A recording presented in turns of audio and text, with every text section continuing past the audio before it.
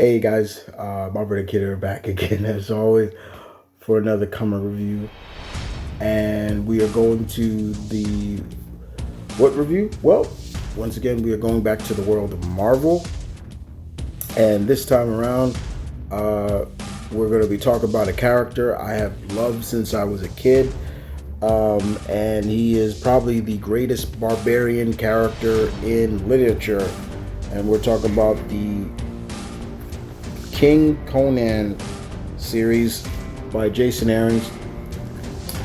Conan's last stand at the edge of the earth. First of all, that cover is badass. I love that cover. So we're doing the King Conan stuff.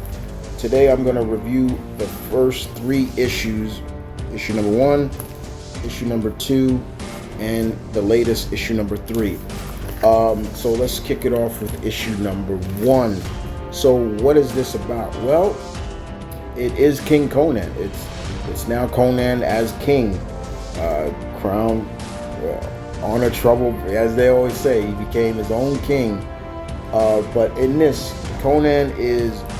we see Conan. He washes up on an island, and he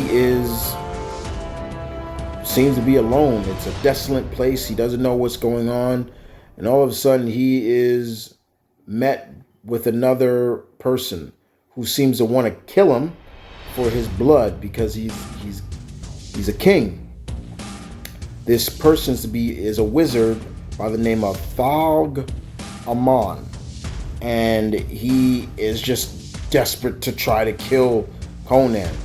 Though we are seeing Conan in the present now, but we also see the past of how Conan became king and him having a son and things like that, and him trying to teach his son, but also showcasing he is not like your average king. You know, he's not. He's a king that will be on the front line, or even when he is he is with his dying men. You know, he's in there helping them surgically remove things. Like, you know, he's in there with just trying to, well, I'll cut his leg off. Okay, I'll do this. You know, and his council is just like, you know, he's not the king. Like, he's weird. But that's Conan for you. It's like he's gonna do things his way. So this wizard, Thog, is Thoth, like it's spelled like a moth, Thoth, Amon. You know, he's just desperate to try to kill Conan. He's trying to stab him, trying to get his blood, and little does he know. And even though he's able to wound Conan, pretty much. But Conan is no slouch. He fights, and he even at one point is able to cut the wizard's hand off. But unfortunately, this is a wizard, and for some reason, the wizard can just put his arm back on, and it's just weird. But they're not alone on this island. This island is roaming on this island. They are ambushed by the undead, and that's kind of where the issue ends. And we pick up in issue number 2, where the fight between Conan and Amon is continuing, as Conan and them are now fighting to protect themselves from the undead. Now, little do they know they're being watched by someone else who seems to be inhabiting this island.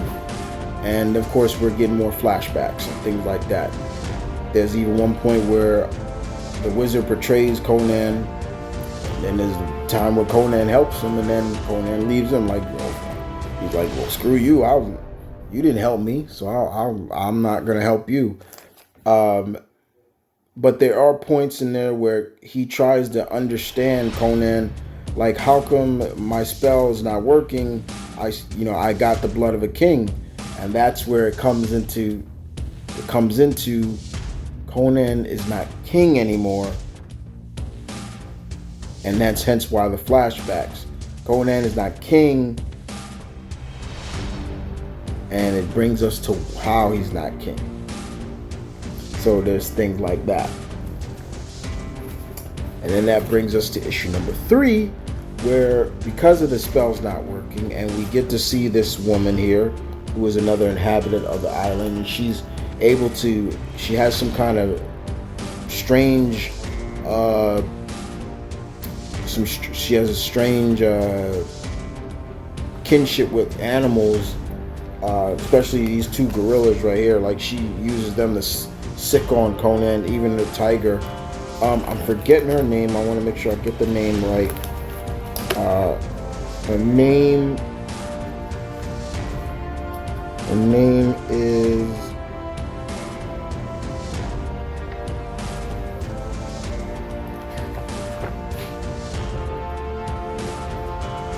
name is I think she was a Mayan. She's Mayan. Trying to find her name.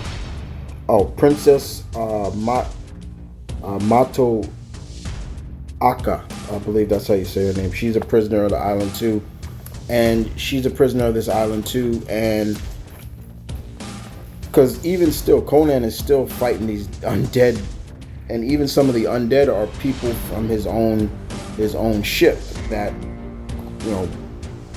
shipmates that died. But in the meantime, we're seeing she tells her story to Conan about, how she ended up here, and in her case, it became a case of love, but trusting the wrong person. And by trusting the wrong person, she trusted somebody. She showed them all the secrets of her people, and that person betrayed her trust and love. So that's why she's on, and she believes Conan will be able to help him. But Conan don't trust her, as always. The Sumerian don't trust nobody. He don't trust he only trusts his sword. And Conan's ready. It's almost like he's waiting for her to betray him. Little do we know, we're seeing in the past, in flashbacks, we're seeing, the council of his royal council basically trying to get his son to, talk to your father, talk to him, because he's the king. This is a flashback. And Conan is of the belief his son needs to be exiled from the kingdom because he feels that his son has become basically pussy whooped. He's stuck up. He's like a spoiled brat, as Conan has put it. And you get to see that, like, he's like, you're gonna go, they leave the kingdom, and Conan says, okay, that's it. All right, you're exiled. Don't come back until you have learned, you've grown as a man. It's just pretty much that.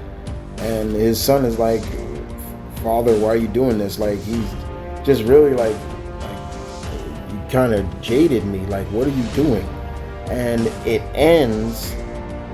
The book ends. This issue ends where Conan is fighting his son.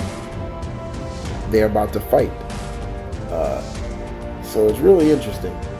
Jason Aaron's knows how to write Conan. He's done it before, and I really enjoy him on the Conan books. This feels very much to the same stories, classic stories that Mr. Howard, the creator of Conan, did. So I'm really enjoying this King Conan. But guys, it's Conan. I'm a big fan of Conan. Always have been. I always will be. But I wonder what Princess Moto Akara is trying to do. And you feel sorry for her at times, but now you can't really feel too sorry because it's almost like her heart is black as sin. So can't wait to the next issue. I believe this is a mini series as well, and I'm liking that Marvel is doing more mini series and not just rushing into a ongoing series. Mini series can work, maxi series can work, If they get the good reception, then you transition a character into a ongoing. But this was really good. So the first 3 issues of King Conan have been really good. I give it definitely 8 out of 10. Aaron's knows what he's doing in the Asar. The artwork, perfect, really good. But I'm looking forward to reading the next issues of King Conan. Well, guys, I hope you guys enjoyed that. I did. It was fun. You know, King Conan Conan's a G. He's just what he is. He's one of the greatest barbarian characters ever created in literature, and just to see that he is still around and still very popular makes this Conan fan very happy. So if you have read the King Conan stuff, tell me, what did you think about it? I will be looking forward to hearing your comments and things like that. And as always, guys, this is M.V.K saying peace, one love, stay tuned, keep it real, guys. As always, keep reading my comic geeks. There's nothing wrong with that. Deuces.